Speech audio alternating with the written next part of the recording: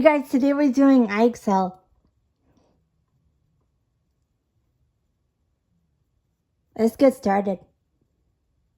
Fairies without wings. Want to go bounce on mushrooms? Pipit asked Crane. Sure. We did that all the time in my old village, Crane said. She had just moved to town. Pipit couldn't imagine moving to a whole different place. He'd never even left the forest. They jumped from one large mushroom to the next. What's your old village like? Pipit asked. It's kind of like here, Crane said, but there are giant fairies. Some of them are taller than bushes, and they don't have wings. Pipit stopped jumping. Really? He asked. Really, Crane said, leaping on to another mushroom. Pipit stood on his mushroom, trying to picture a giant fairy without wings. Was Crane trying to trick him, or could it be true?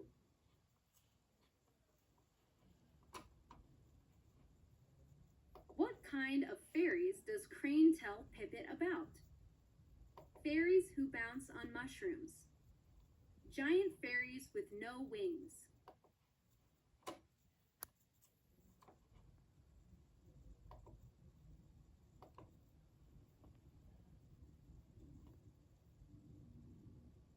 That night at dinner, Pipit quietly sipped his acorn soup.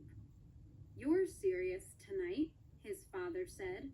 What's on your mind? I'm just thinking about something Crane told me. She says there are giant fairies without wings in her old village, Pipit said. His mother smiled. Sounds like your new friend is a great storyteller. So all fairies have wings? Pipit asked.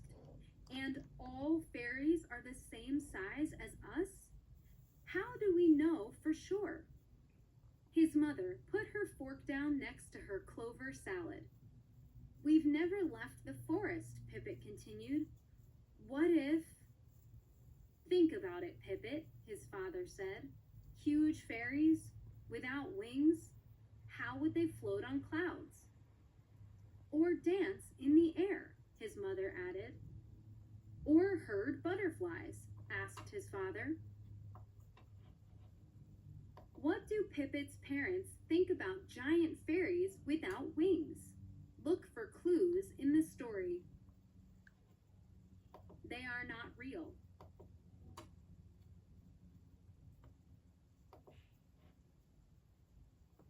The next afternoon, Pipit and Crane bounced on mushrooms again.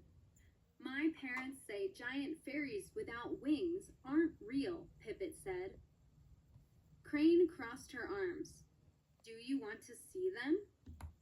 How? Pipit asked. It's not that far if we fly super fast, Crane said. The idea of seeing a giant fairy without wings was like surfing on a raindrop. It seemed fun, but a little scary. Are they mean? Pipit asked. Nah, Crane said. Most of them can't even see us. Sometimes the younger ones will notice us, but then the other giant fairies don't believe them. Pipit took a deep breath. I need to be home for dinner. You will be. Let's go, Crane said, and they took off.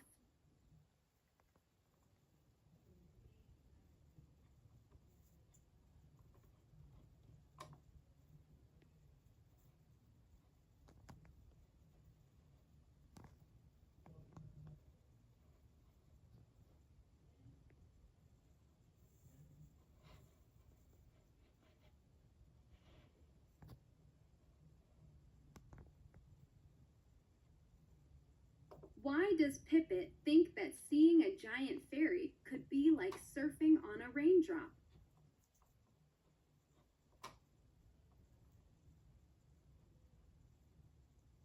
Both seem fun but scary.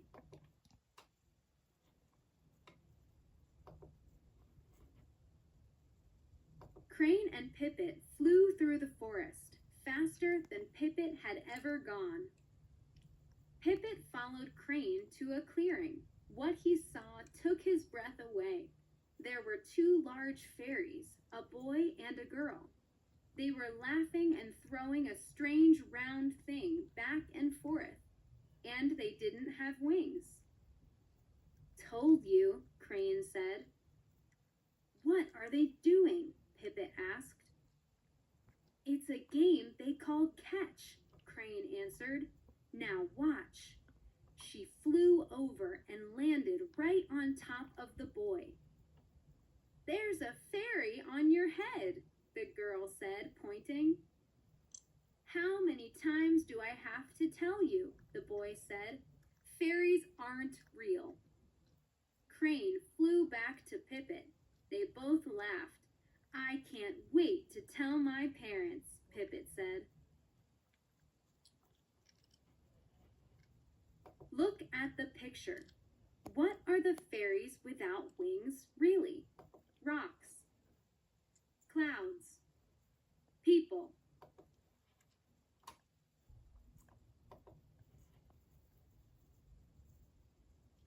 Uncle Wizard. What's the big news? Barry asked. But Uncle Wizard didn't seem to hear. He snapped his fingers, making a cup of hot chocolate appear. Shh, Barry, he'll tell us when he's ready, Aubrey said. She shook her wand, and tiny pink butterflies flew out.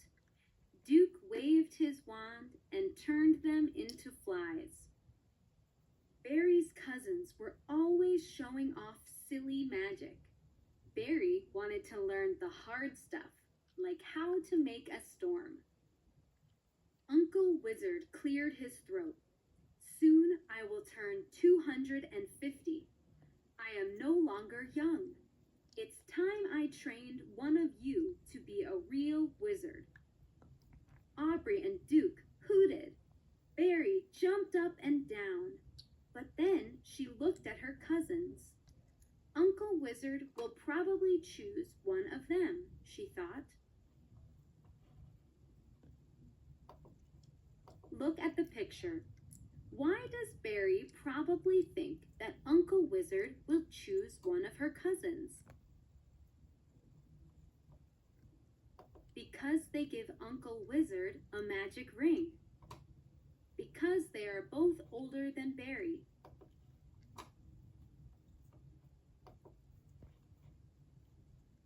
How will you choose who becomes a wizard? Barry asked. With a puzzle, Uncle Wizard winked. I've hidden a special golden key. Whoever finds it will become the next wizard. Cool, Barry whispered. Here's the puzzle.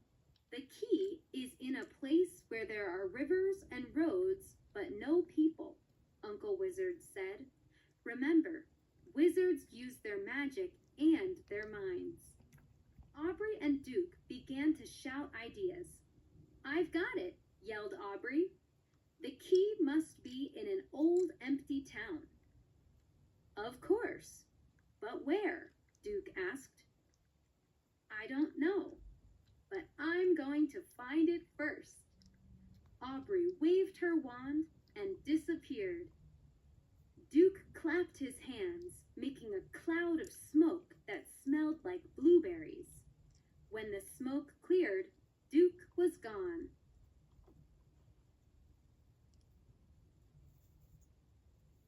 Where has Uncle Wizard hidden the key? In a place with rivers and roads, but no people.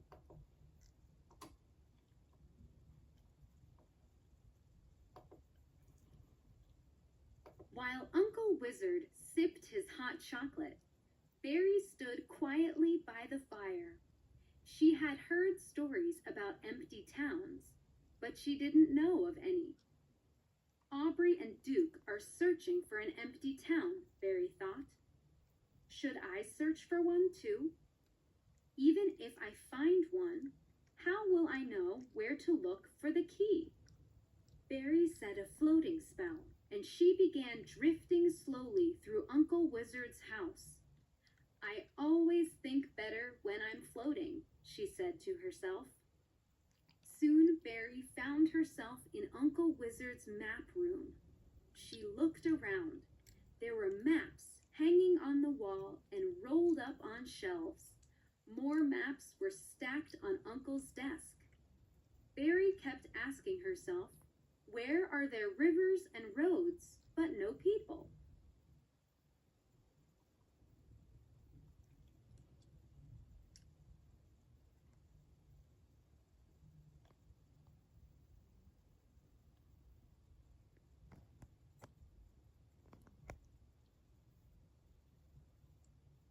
What can you guess about Berry? Look for clues in the story. She usually thinks things through carefully.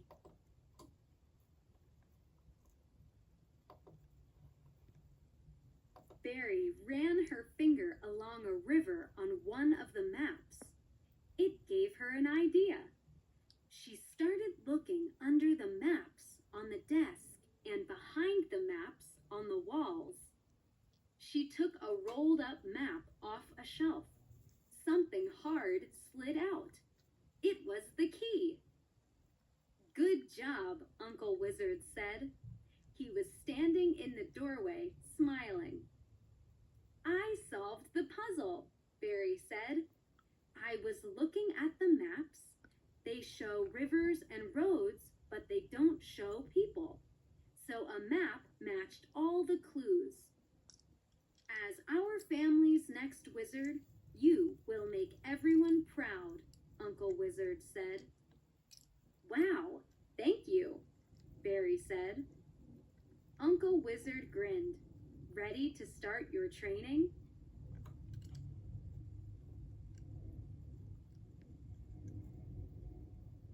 How does Berry know to look for the key in a map?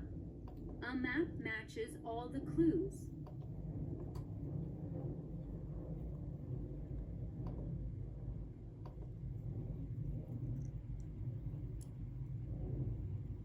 Grow a dragon.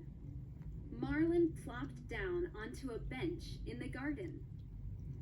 You seem grumpy. What's wrong? Grandma asked. She was weeding her balloon plant. The colorful bunches of balloon blossoms bounced in front of her face. The dragon parade. Ah, it's in 2 days. Nia and Kent and, well, all my friends are going, with their dragons. Grandma picked a teacup flower. Tea? It might help you feel better. She handed Marlin the flower cup of steaming tea.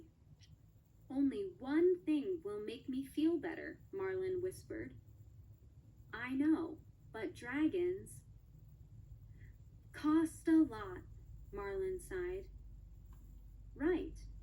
And it's not like you can just grow one. Marlin looked around his grandmother's garden. Wait, he said slowly. Maybe I can. May I look through your seed box? What is probably true about Grandma's seeds? Look for clues in the story. They are the same seeds that Nia's and Kent's families have.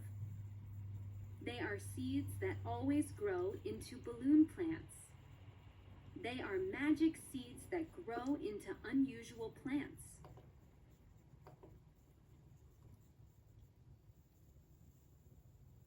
Marlin followed Grandma into the shed, where she handed him her seed box. Let's see. Marlin flipped through the packets. What's the right seed mix to grow a dragon? Grandma rubbed her chin. That's a pretty wild idea. But remember when you mixed peanut seeds and jelly seeds? Growing a peanut butter and jelly sandwich is one thing, Grandma said. Growing a dragon is something else. Marlin held up 3 packets. Fire seeds, lizard seeds, and wing seeds. I'll plant them together. Grandma smiled. It's worth a shot. Marlin took a seed out of each packet. He dug a little hole, put in the seeds, and covered them with dirt. Then he poured some water on them. Now he just had to wait and hope.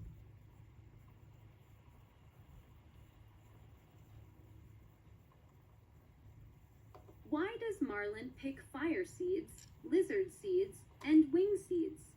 Look for clues in the story. He wants seeds that remind him of what a dragon is like.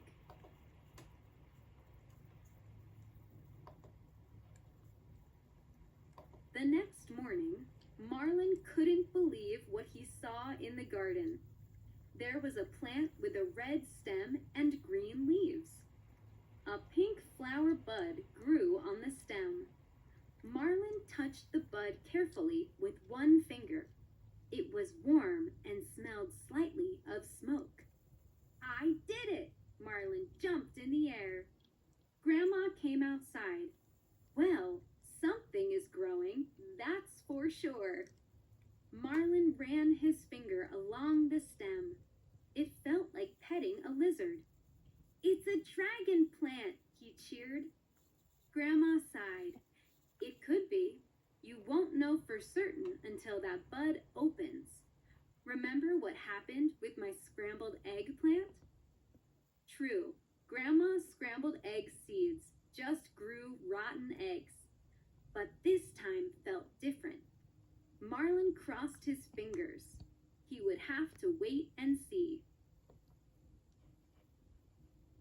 What important thing does Marlin notice about the bud of his plant?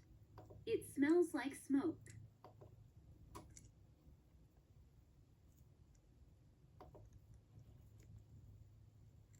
Marlin woke at sunrise and raced into the garden. The bud had opened into a large red flower. Marlin heard a tiny roar. Sitting on the flower was a brightly colored dragon. Marlin froze. Then he slowly reached out his hand. The dragon trembled a little, watching him closely, but then she hopped onto his hand. My dragon, Marlin whispered, rubbing the dragon's chin.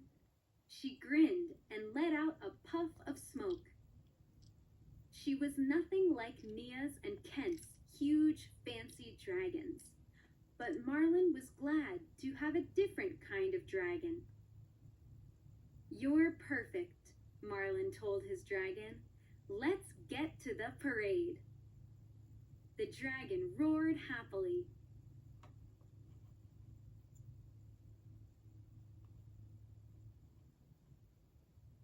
Look at the picture. In what way is Marlin's dragon different from Nia's and Kent's? Marlin's dragon is meaner and scarier. Marlin's dragon can fit inside his pocket.